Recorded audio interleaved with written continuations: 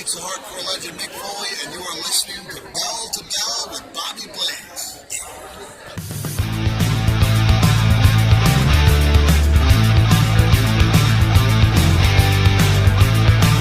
Make sure to like the video, subscribe to the channel and turn on the notification bell so you never miss an update.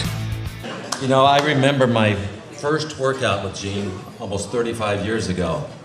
And I was a young karate competitor and trying to expand my knowledge, and I went to train with Gene.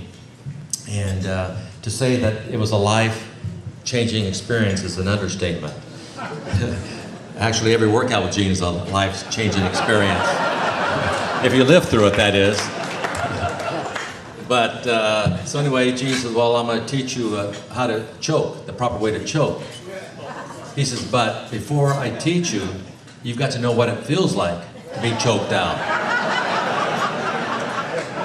I go, I do? And so he says, oh yeah, you've got to know what it's like. So I said, okay. And so anyway, he proceeds to choke me out. Next thing I know, I'm looking up, seeing blurry faces looking down at me. And so I got my experience of being choked out. And it was, to say the least, it's only the first time of many of them he's done. But well, number 6 is Judo Gene LeBell. This guy literally wrote the book on pro wrestling finishing holds. I don't know if you've seen this book. I had it in junior high. I love this book because, you know, as you start seeing wrestling magazines and you're seeing these holds out of Japan you've never seen, quite literally, Gene had them in his book. Yeah. I had that book. Gene, I did. I actually had that book too. It was great. All the illustration with Mondo, right? You're talking about the book with Mondo? Yep. Guerrero. Yes. Okay. Go continue. I didn't mean to interrupt you, but man. For people who don't know, and I don't know if we're far enough away from pro wrestling in LA's history for people to not know the LeBell family name. But Mike LeBell and his mom ran pro wrestling at the Olympic in Los Angeles. And Gene was their troubleshooter. Gene was the guy they brought in when a pro wrestler was getting a little too big for his wrestling britches. I'm Gene LeBell, and you're not. Okay? You know what I'm donating? $100,000. Not to you, because you won't even buy me lunch. And I'm hungry. But I'm donating to the Olympic Auditorium Fund. They're making a documentary about the Olympic Auditorium, built in 1927 for the 32 Olympics. The phone number, Richmond 95171. $5, $3.50, $1.50 for kids. $5, $3.50, $1.50 for kids. Can't do that now.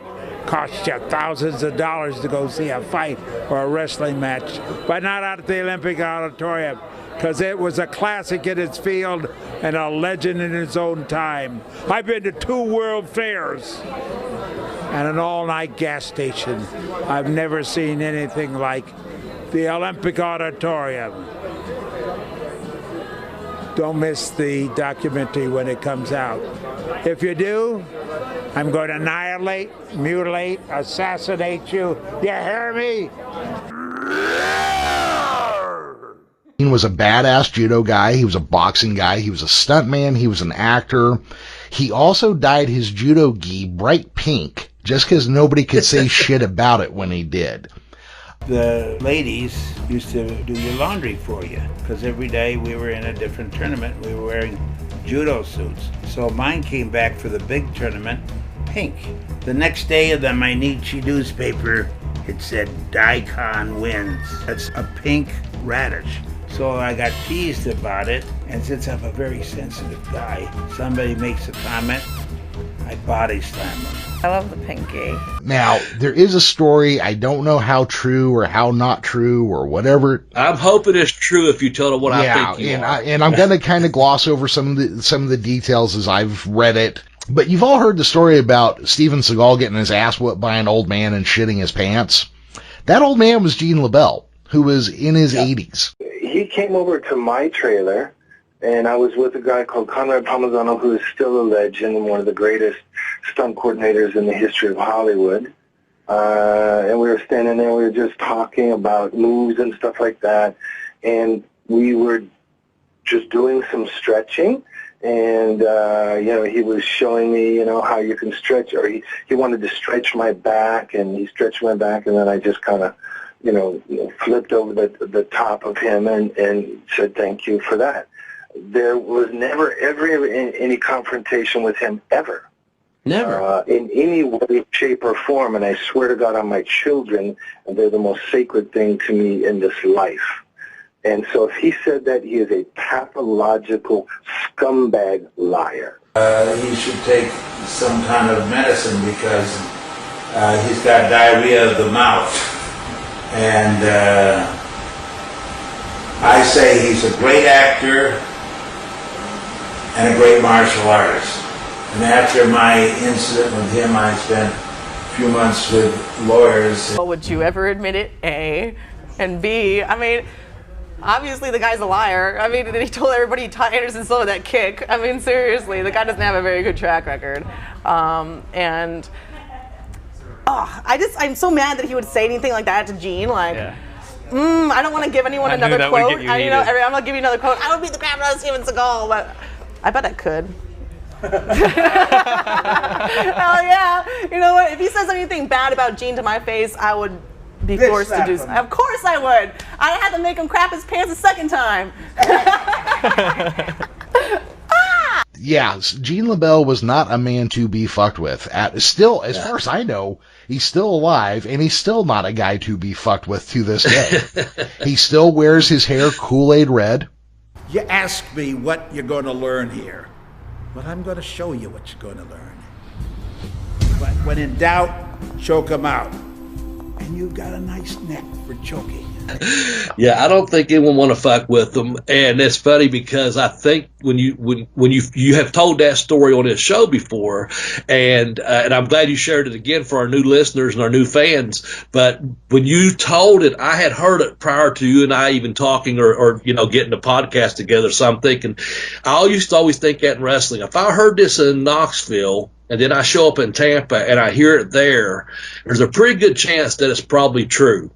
And I'd heard different stories about, let's say, a certain person in ICW that can maybe perform fellatio on herself or whatever. If I hear that in Ashland, and then I hear it in Knoxville, and I go to Tampa, and someone says, hey, by the way, did you know so-and-so could, suck their own dick? And I'm like, that must be a true story. Got a mouth like an outboard motor. All the time. Hey, I made a funny. Spring! Bone! If I'm not mistaken, being a judo man, I think he had a lot to do with Ronda Rousey's training. I don't know how much to a lot. I shouldn't say a lot. But he had something to do with some of her training, if I'm not mistaken, before she... I have read that somewhere, and if I remember right, Ronda Rousey's mom is a judo badass, too. She is, and I think there was a tie-in with, before she was done, it was a connection between... Gene LeBell and Roddy Piper, and they had a press conference of sorts or whatever when she was going to be using the name Rowdy Ronda, and this is back in the MMA or UFC days, and I want to say Gene LeBell was there in some capacity, so I don't know if he was the connection between Piper and her or whatever, but he put her in touch or whatever that was. This is all pre-WWE. Exactly. And she called you up and said, would that be okay? Yeah, and Uncle Gene's behind her going, tell him we're going to make a clothing line and we'll give him 50%. I said, sweetheart, let you just take it and run with it. She's the real deal, man. Oh, oof. Is she? Not only is she the real deal, she's the real deal inside. She's got so much. I said this to her real quick. Yeah, sure. I said, I didn't know your mommy was like the world's champion judo player. Mm-hmm. And didn't that throw a lot of stress? Because my son's an MMA fighter. Mm-hmm. She went, no. I just said, that rocks. She says, I know I was just a bronze medal. It just gave me more time an incentive to get to the top. And she's got the showwomanship, too, where she's basically said when she won the ESPY for Best Fighter over Floyd Mayweather, and she sat on that line for months basically saying, oh, how does it feel to be beaten by a woman? Yeah. For a change. Cool. And she had one gal she was about to fight in Brazil, and the lady's real name is Biatch. She says, with info like that, man, I can't do a bad promo. So I love her. I wanted to play bagpipes down with her and Miss Biatch, but Uncle Gene got between that. Just to tell a quick apocryphal story. Gene LeBell says, and I don't know third party or not, because I know people that say they were trained by the guy who fought Bruce Lee, but Gene LeBell says that Bruce Lee came to him to learn more about grappling. And Gene wrestled him down to the floor and held on to him, and Bruce Lee says, let me up. And he goes, no, I'm not letting you up because you're going to punch the shit out of me if I do. So he kind of held him there till because Bruce Lee had a fucking temper on him. And Bruce Lee would just lose his shit and beat people till they couldn't talk right anymore under the wrong circumstance. And so Gene held him on the floor until Bruce was like, okay, let me up. I promise I'm not going to hit you when I get up. And so Gene says after that they became really good friends and they trained together and this, that, and the other. So I ended up working for the Green Hornet, doing a lot of the shows. And I got close to Bruce Lee, and he came down to my school and worked out for over a year privately, and I went and worked out with him at his school. And I taught him judo and wrestling and stuff like that, and some finishing holds, which he later worked in some movies. And he showed me a lot of his kicks and striking, which even today I use in the movies. A wonderful, wonderful man and a great martial artist. And I am going to real quickly put together a link for another book. And the link to this one is going to be tinyurl.com/bbjudogene, which will take you to Gene LeBell's book, Grappling Master, Combat for Street Defense and Competition, which appears to be the updated version of the Finishing Holds book. Nice. So you can check that one out as well. I got to tell you guys, if you've ever really looked for a handbook on pro wrestling holds, this is it. This is it right here. Absolutely. Yeah, this is the one. I mean, that's the one to go with. It is an incredible book written by a true master.